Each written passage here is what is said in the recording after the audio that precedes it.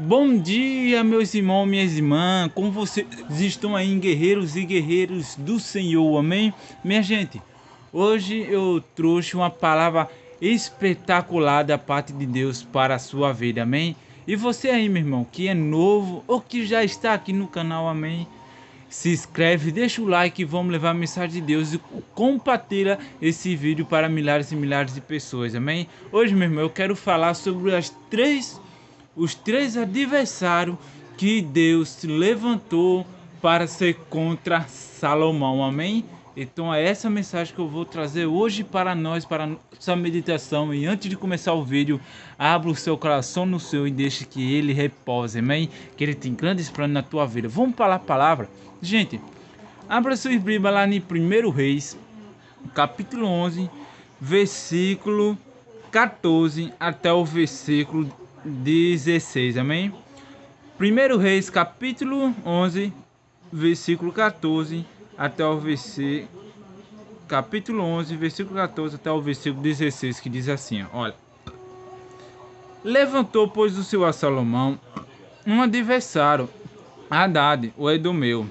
Ele era da semente do rei Edo, porque sucedeu que, estando Davi em Edo, subindo Joabe, o chefe do exército, a enterrar os mortos, feriu todo o varão em Edo, porque Joabe ficou ali 6 meses com todo Israel, até que destruiu todo o varão em Edo. Vamos nessa.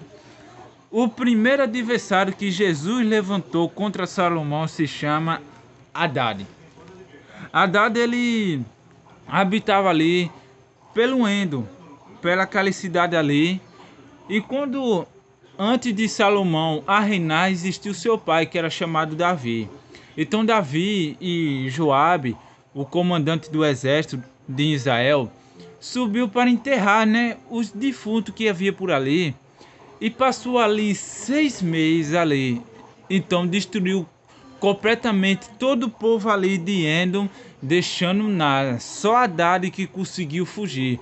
E a própria palavra de Deus diz que ele era um jovem pequeno ainda. Então ele fugiu ali, passando pela cidade de Parã ali, buscando pessoas de Parã, e fugiu para o Egito. E ao chegar lá, ele foi grande aos olhos do que? Do Egito. Ele foi grande aos olhos de Faraó. Então Faraó ficou completamente, gostou dele, que além disso deu uma terra e deu uma casa. Ele achou grande graça aos olhos de Faraó, que ele deu para Faraó a irmã de sua esposa, que era a rainha. Amém? Deu para Faraó. E através desse negócio, ele o que? Ele fez teve um filho lá, e aquele filho ficou lá no Egito. E ele passou uns tempos lá no Egito, fugindo de Davi. E depois ele recebeu um recado: olha, Davi está adormecendo, quer dizer, Davi está morrendo. E o capitão do exército de Israel, Joabe, completamente faleceu. Então ele chegou a perto de Faraó e disse assim: Faraó, olha, despede-me que eu vou para a minha terra. Aí Faraó disse: o que eu fiz para que tu vá à tua terra? Ele disse: despede-me, não foi nada não. E ele veio e ficou contra Salomão. E o segundo, Deus diz aqui, também Deus levantou outro adversário em Rezo, filho de Eliada, que tinha fugido do Senhor Adadaze, rei de Zobá, contra o que também ajuntou e homens e capitão de um esquadrão. Davi os matou, indo para Damasco, habitar ali em Damasco. Vamos nessa. Jesus levantou o segundo adversário contra o rei Salomão. E ele era filho de Eliada. Ele fazia participação de um grupo, de um esquadrão. Ele era capitão de um esquadrão que Davi completamente matou, deixou completamente acabado no tempo que Davi era vivo. Então ele fugiu e habitou ali na terra ali de Damasco. E ele fazia grande terror ao lado de Hadade com ele. E o segundo é bem conhecido. E o terceiro adversário que Deus levantou contra Salomão foi Jeroboão. Jeroboão foi também o seguinte rei de Israel, amém? Que ele falou contra Davi. Agora, por que ele falou contra Davi? Olha o que a mensagem de Deus diz aqui, ó. Lá em 1 Reis, capítulo 11, versículo 26 e versículo 27, que diz assim, ó. Até Jeroboão, filho de Nabate e Éfroto de Zerada, servo de Salomão, cuja mãe era viúva, por nome Zeral, também levantou a mão contra o rei. E no versículo 27 de Acosa. Esta foi a causa porque levantou a mão contra o rei Salomão e tinha edificado a Milão e cerrou todas as aberturas da cidade de Davi. Então, vamos nessa. Jeroboão, ele foi... a sua mãe era viúva, o nome da sua mãe era Zeruá. Ele levantou a mão contra o rei Salomão também, porque levantou, edificou a Milão, uma cidade, né, eu acho que era, e cerrou as aberturas e não quis construir mais aquela cidade. Então completamente ele se irou, porque Salomão, todos nós conhecemos a história de Salomão, né? Salomão foi um homem muito sábio. Até a própria palavra de Deus diz que não existirá um homem que tenha mais sabedoria do que Salomão. Nunca existirá, porque foi um homem de grandes conquistas que tem conquistado, mas só que ele vacilou, amém? E continuando aqui, ele... então, teve um dia que ele estava com uma túnica nova, né?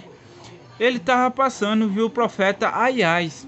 E o profeta Aias, vendo a sua roupa, rasgou ela em 12 pedaços. Olha, Jesus, o próprio Senhor disse, olha, tomas aqui os teus 10, olha, essas 10 faixas é que tu vai reinar, viu?